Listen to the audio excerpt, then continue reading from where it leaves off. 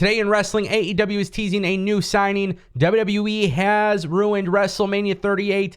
And in addition to that, Impact Wrestling has announced a new match for Multiverse of Matches.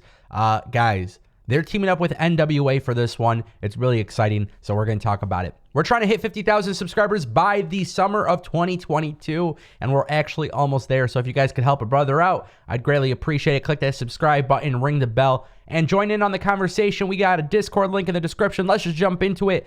Impact Wrestling has officially announced Nick Aldis and Mickie James against Chelsea Green and Matt Cardona. Now, this is a wonderful setup. As you guys know, if you watch NWA, they have been working on this story with Matt Cardona and Nick Aldis. And then obviously, if you watch Impact, you got Chelsea Green and Mickie James in the mix. This literally makes sense on all levels. Now, I try as much as possible to watch NWA. And I've mentioned before, the nostalgia just doesn't work. In 2022, wrestling has modernized so much. And while I love the idea of a studio-based wrestling show, there is a disconnect right now between me and NWA. Now, with that being said, if you take the nostalgic factor and the nostalgic presentation away from it, and they modernized it, I think their creative and their storytelling and the matches that they have and the way that they distribute their show is pretty damn good. So I think NWA has a lot of potential. Now, I do love this idea of NWA and Impact coming together for this card. I honestly think Impact's multiverse of matches is going to be incredibly awesome. There are so many great matches announced for this. And it just goes to show you that, like, you know, wrestling outside of WWE is thriving. It really is. And it's nice to see that you got Bullet Club, you got the Briscoes, you got NJPW talent, you got Jay White. I mean, like, this is a beautiful thing for pro wrestling, and I think WrestleCon, and more specifically Impact and NWA teaming up and having this match, a lot of people will be talking about this. I really do like it. And look, it's been so long since Nick Aldis has been on Impact. If you guys didn't know, he was also known as Magnus years and years ago. So very cool announcement. I'm excited about it.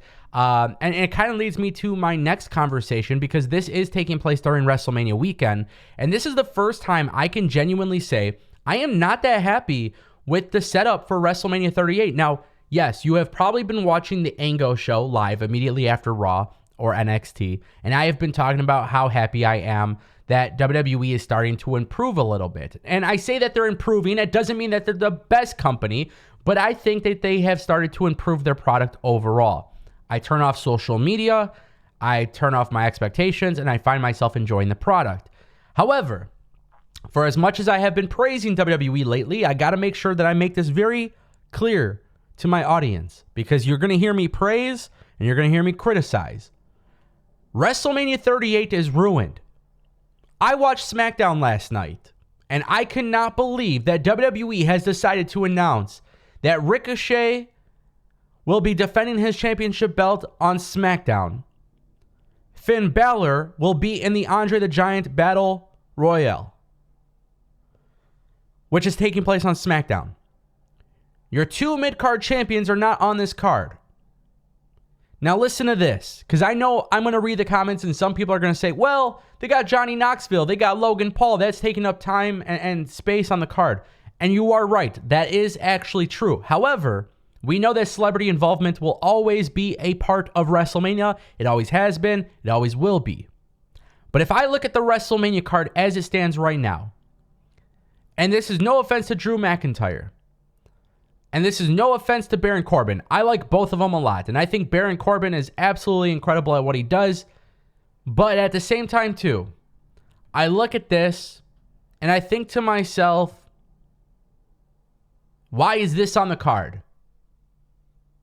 Why is this on the card over your Intercontinental Champion and over your U.S. Champion? Now, technically, there is still time from now until Mania for WWE to change their mind.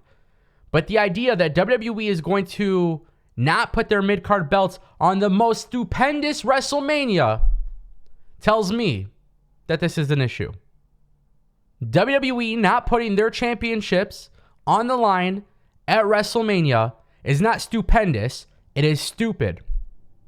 And I'm sorry that I have to be the one to say this, because as you all know, I do praise WWE for how much they have improved their product lately. I feel like it's gotten better. But above everything, right? The 50-50 booking, the non-finishes, the things that typically bother me about WWE, nothing bothers me more than to see you just gave Ricochet the Intercontinental Championship, which has not even been defended on a pay-per-view in over a year. And you give him this belt, and as a fan, I'm supposed to be excited because Ricochet is finally getting an opportunity. What does it say about Ricochet not being on the WrestleMania card? I really hope WWE changes their mind here, because if you're not featuring the U.S. Championship and the Intercontinental Championship on WrestleMania, you've ruined WrestleMania. And I genuinely believe that.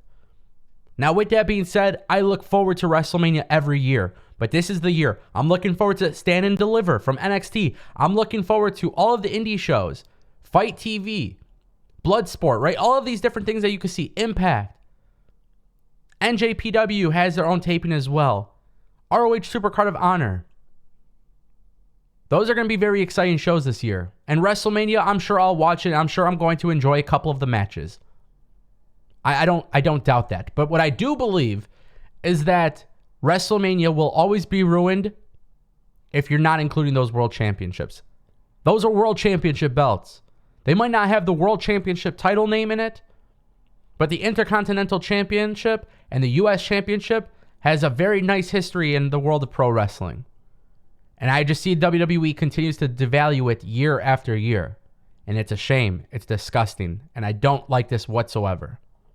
All right, guys. AEW has announced on Rampage that the Bunny will be taking on a mystery opponent for the Owen Hart Foundation World Women's Tournament qualifier.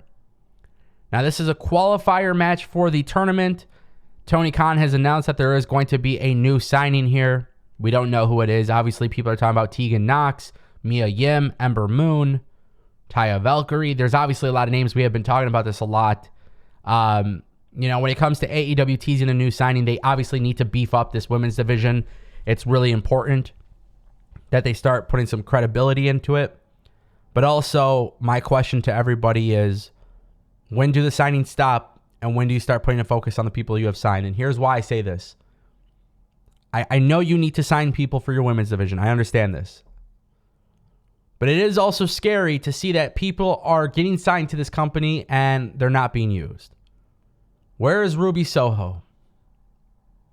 Where is Ruby Soho? You make a big deal out of her joining at All Out. After that, you really don't see too much of her. Mercedes Martinez, Jamie Hayter. Those are just a few of the names. I'm just curious. I understand you have to sign people and beef up your women's division, but in the meantime, I feel like you should be trying to book this women's division incredibly strong for us to get excited. Because here's the thing. If I'm looking at this tournament right now as it stands, I'm not too excited about it because there's not really been anybody built up for it. It'll be interesting to see what happens, but AEW is teasing a new signing. Who do you think it's going to be? Drop a comment down below, and I'll see you next time.